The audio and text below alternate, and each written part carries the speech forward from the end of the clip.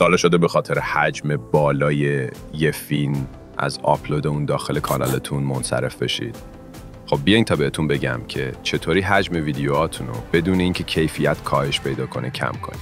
قبل از اینکه بریم سراغ آموزش، این ویدیو رو لایک کن تا بهم کلی انرژی بدی.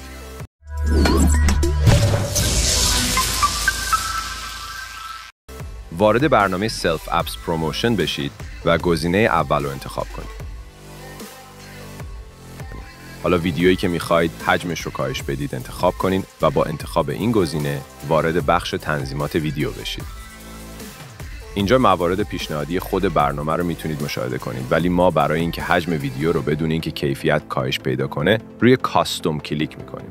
حالا اینجا با کم کردن گزینه بیت ریت میتونیم حجم ویدیو رو کاهش بدیم.